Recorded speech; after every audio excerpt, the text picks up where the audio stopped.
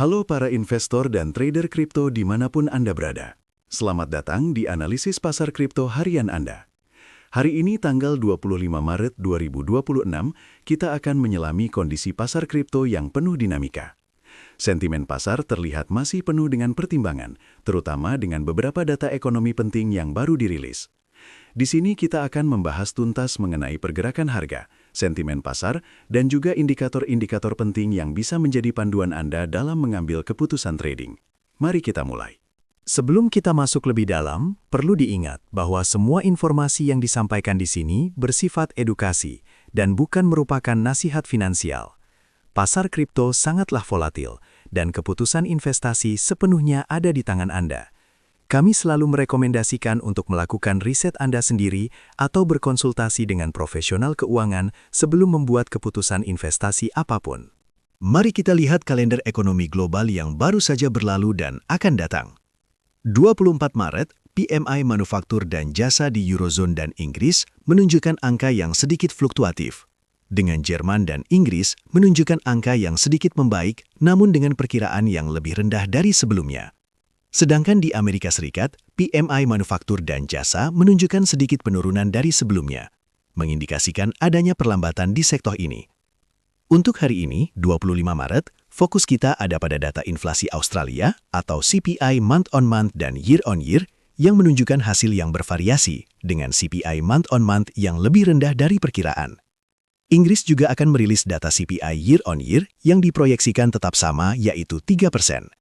Kemudian, tanggal 26 Maret, kita akan melihat klaim pengangguran di Amerika Serikat serta data penjualan retail di Inggris pada tanggal 27 Maret.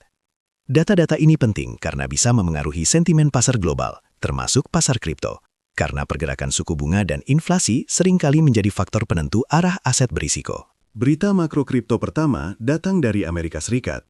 Federal Reserve AS mengisyaratkan potensi jeda kenaikan suku bunga di tengah stabilisasi inflasi. Ini adalah kabar baik bagi aset berisiko seperti kripto, karena mengurangi tekanan dari kenaikan suku bunga agresif yang biasanya menekan harga Bitcoin dan Ethereum. Dengan suku bunga yang stabil, aset kripto cenderung lebih menarik dibandingkan aset tradisional, yang bisa mendorong aliran masuk modal ke pasar kripto dan membantu meredakan volatilitas untuk investor jangka panjang. Selanjutnya, kita beralih ke Eropa. Bank Sentral Eropa atau ECB justru menaikkan suku bunga sebesar 25 basis poin untuk memerangi inflasi yang persisten di zona euro. Kenaikan suku bunga ini mempengaruhi kekuatan euro dan aliran modal global, yang tentunya juga berdampak pada pasar kripto. Euro yang lebih kuat bisa mengurangi likuiditas dolar di pasar kripto, dan suku bunga yang lebih tinggi di Eurozone dapat menarik modal keluar dari kripto, yang sering dianggap sebagai aset berisiko alternatif, sehingga menekan harga kripto secara keseluruhan. Terakhir, ada data ekonomi dari Tiongkok yang menunjukkan perlambatan pertumbuhan manufaktur. Data ini memicu kekhawatiran atas perdagangan global. Sebagai pemain utama di pasar aset tradisional maupun digital, perlambatan ekonomi Tiongkok bisa mengurangi selera risiko investor, menurunkan likuiditas, dan menekan harga aset berisiko seperti kripto. Bitcoin dan Ethereum, yang sangat sensitif terhadap pergeseran makroekonomi dan dinamika perdagangan global, kemungkinan akan merasakan tekanan ini. Mari kita intip suasana hati pasar melalui Fear and Greed Index. Saat ini, indeks berada di angka 33 yang masuk kategori takut atau fear. Angka ini sama dengan kemarin dan menunjukkan bahwa sentimen pasar masih didominasi oleh kekhawatiran. Minggu lalu, indeks berada di 34, juga di zona fear. Sebulan yang lalu, kita sempat di zona extreme fear dengan angka 11. Ini menunjukkan bahwa meskipun ada sedikit peningkatan dari bulan lalu, sentimen pasar belum sepenuhnya pulih. Kekhawatiran masih menjadi nuansa utama, dan investor cenderung berhati-hati dalam mengambil keputusan. Harga Bitcoin saat ini berada di kisaran $70.622 dengan volume trading $40 miliar. Volume ini cukup sehat, namun sentimen fear menunjukkan bahwa banyak pelaku pasar masih menahan diri. Selanjutnya kita akan membahas Pi Cycle Top, indikator yang sering dianggap sebagai lampu peringatan penting untuk potensi puncak siklus pasar. Indikator ini menggunakan dua rata-rata pergerakan sederhana, yaitu Moving Average 111 hari dan Moving Average 350 hari dikalikan 2. Secara historis, ketika Moving Average 111 hari melintasi dan naik di atas Moving Average 350 hari dikalikan 2, itu seringkali menandakan puncak pasar.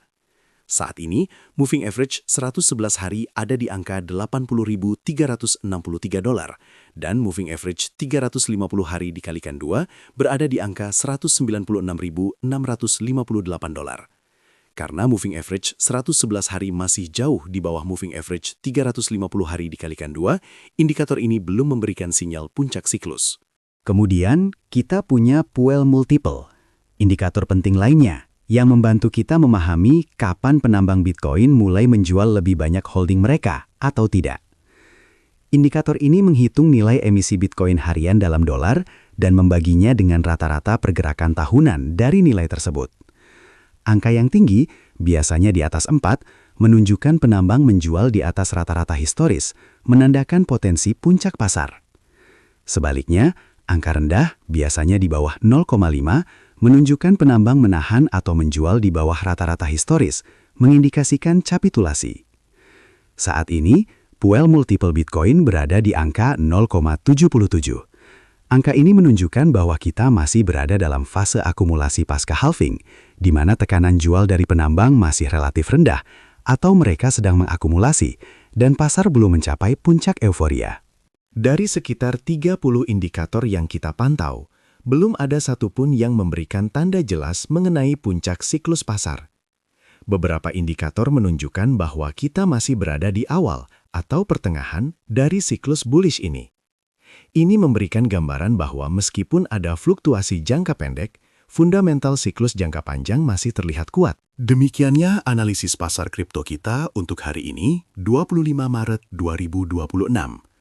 Ingat, pasar kripto bersifat dinamis dan sangat volatil. Tetap lakukan riset Anda sendiri dan kelola risiko dengan bijak.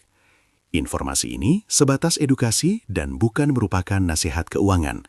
Sampai jumpa di analisis selanjutnya dan semoga trading Anda sukses.